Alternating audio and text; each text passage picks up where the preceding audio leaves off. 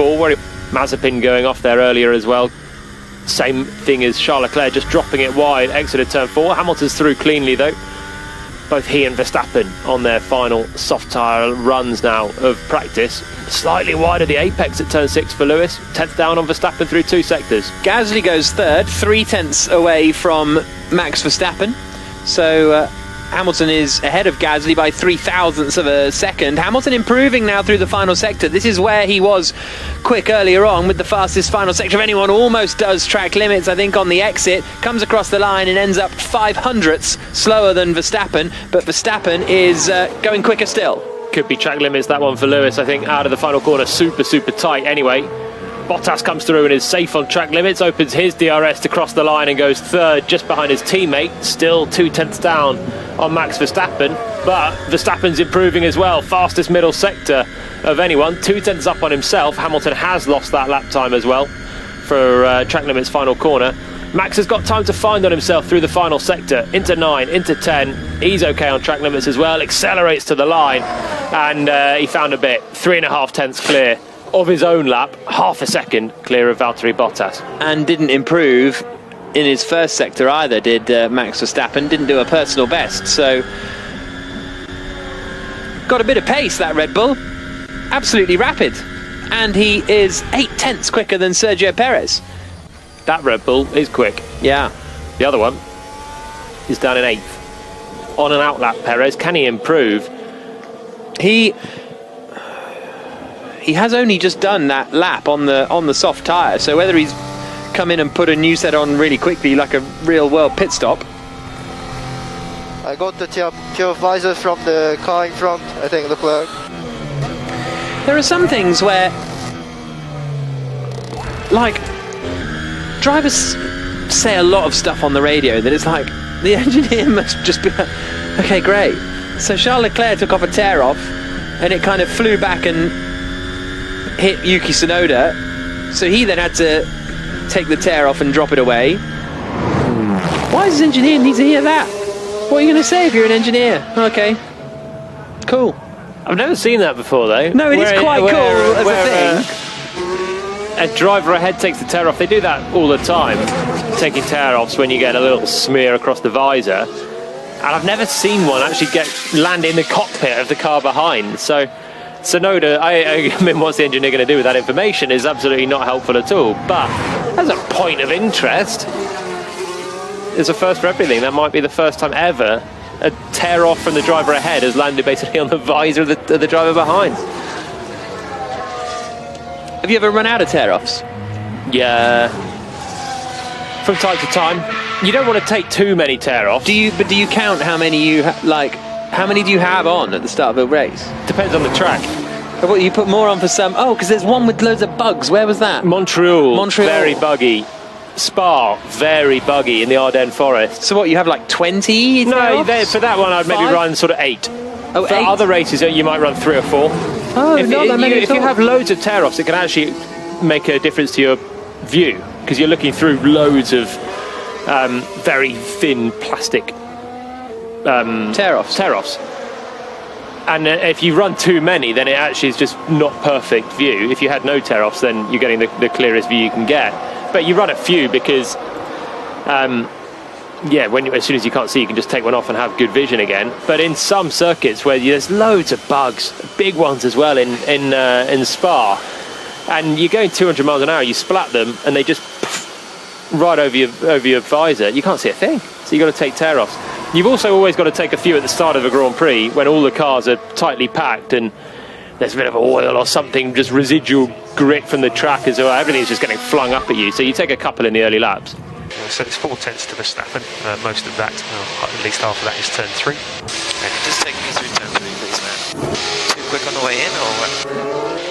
Looks like braking too early, carrying too much speed to the apex. So Hamilton's saying, take me through turn 3. Half of my time loss is to Verstappen is at turn 3.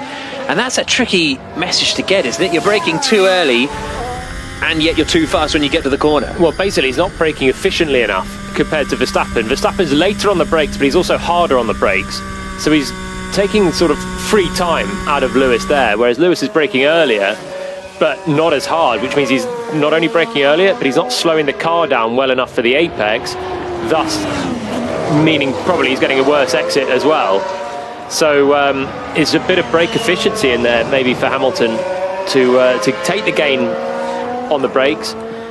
He'll then need to slow the car down more, hold the brakes a little bit longer, but then turn the car and get the exit. And that's basically what Verstappen is doing. Better brake efficiency and taking time on the braking and then a bit on the exit. Now you ride a scooter. Do you have tear-offs? I need them. I need to just clean my visor. How often do you clean your visor? Well, this is the problem. You don't think you ever have? I don't know if I have. Okay. And then I actually. I ride open visor, so really? normally I just put my sunnies on, and it's sort of Italian look, and trust me, it looks cool. But then it's fine. But then it rains, and you don't want to be doing that anymore. You can't be wearing your shades in the rain. That doesn't look so cool, and it gets very dark. So then you want for a helmet change. Then shades off, visor down, and then you're like, oh yeah, I forgot, I needed to clean this. So you're driving with a mucky visor. But it's fine, you just use saliva, don't you? If we go back to the beginning of the broadcast. No, saliva's a lubricant, not a cleaning thing. Cleaning agent.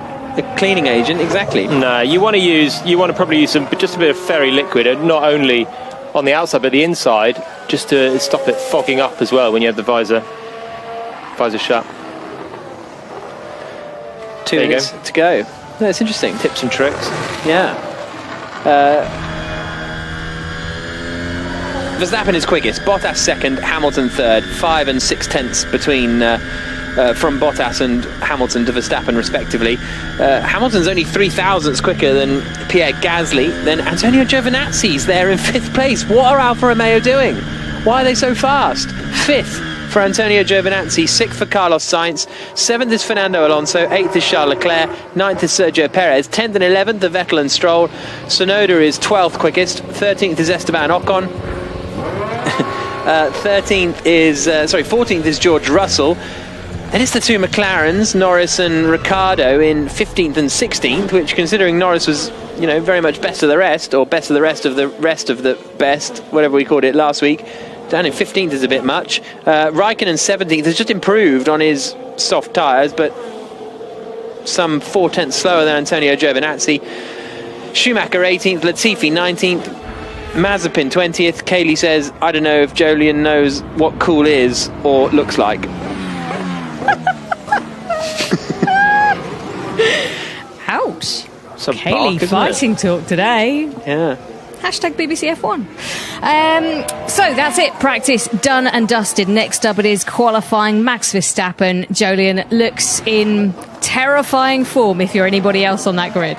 Shoeing for pole position, isn't he? Half a second clear of Bottas. Hamilton was slightly quicker than his teammate, but only by a tenth, and then had his lap time deleted. Neither Mercedes look like they're close enough to challenge Verstappen, who was on pole by a little bit of a margin last week.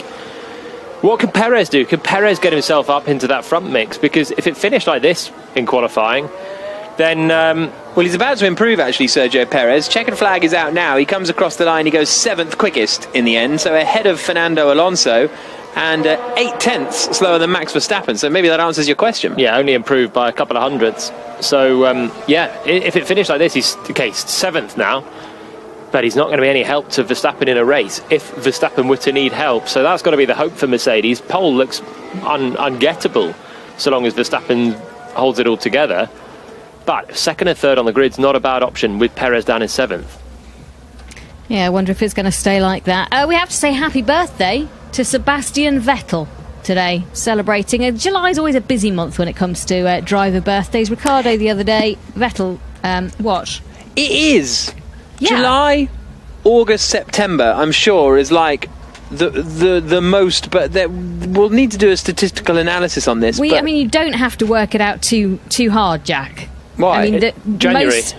Most people follow in the footsteps of their parents working in motorsport. If you've got a father who's a driver, then they were at home from December through till February and then away again for the rest of the year competing in motorsport. So there's a window of opportunity. But December doesn't take you to July, does it? to January, February, March, April, we've May, only June, started July. the end of the season recently being in December, haven't we? Anyway, let's not go there too much. Anyway, happy birthday, Sebastian Vettel. Had some nice silver and What do you fleetwood think, balloons in the back. Norbert Vettel? No, he was. Norbert Vettel didn't finish was Norbert Vettel in motorsport? I know he's done the odd race in the VW Scirocco Cup in Germany and stuff. But I'm not brushing that so broadly with everybody. I just think it's, July, August, September are quite common months to have your birthday in. what just is a rule? As a rule, yeah. So what? So more people are born at different times of the year? Oh, I'll let you look it up. Statistically. No, I'm letting you're telling me that you're telling me the facts. Yeah. This is absolutely baseless.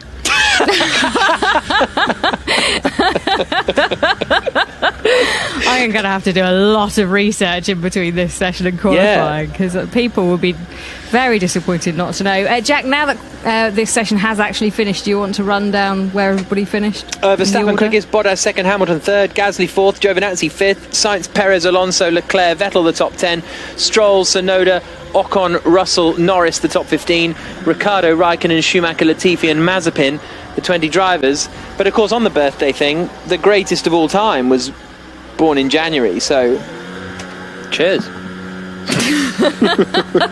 Lewis Hamilton. Wasn't he? Is he 7th of And January? Jenson Button. And It's Jenson Button. a British F1 driver party, mid-Jan. Easter, very popular. Have you done time a to joint have off. party? Me and JB. Oh. You, JB I and think Lewis? he's born the day before me or the day after me. And Lewis is there or thereabouts, yeah. Didn't answer the question. Have we done a joint one? No, we don't hang around in the same circles. So Our friends wouldn't get on. birthday-wise, you are there or thereabouts with Lewis Hamilton. That would have been a good podium. Talking of all Brits on the podium, wouldn't that have been nice to see? Hamilton, Button, Palmer. Didn't have the equipment. No, I know. Bad times. Anyway, someone that does have the equipment, at least for a decent weekend, is George Russell in that Williams. Jolyon, he's finished the session in P14, okay, whatever, but they have shown that they can go well around here. Will he have a bit of a skip in his step as he heads towards quali, knowing that, there is a chance here to perform something good? There's also a bit of pressure for George this weekend that there wasn't last weekend. We know he's qualified 11th last weekend and could race in the points. Everyone's kind of expecting that he can go and do it again. So for the first time, maybe there's a bit of pressure for George to go and actually put it together, and hopefully his car can hold together to get it. Actually 14th in this session. I'm almost a little bit disappointed for the Williams. We know that they turn it up, and usually end of Q1 is their forte. But he's ahead of two McLarens who will certainly improve into qualifying. You look at Giovinazzi in 5th position. There are some good performances from the other midfielders, so it's not going to be easy for Russell to replicate what he did. Jack, looking forward to qualifying? Yep. It's going to be good. Yeah. Yeah, we can see if that Red Bull really does have a huge advantage or not. I think it's going to be a bit scary, really, for Verstappen. Come back and make sure you listen, because it will be a cracker. Whatever happens, Jack and Jolyon will call it to perfection, and it's online only, so we'll be totally uninterrupted. This has been an IMG production for BBC Radio 5 Live.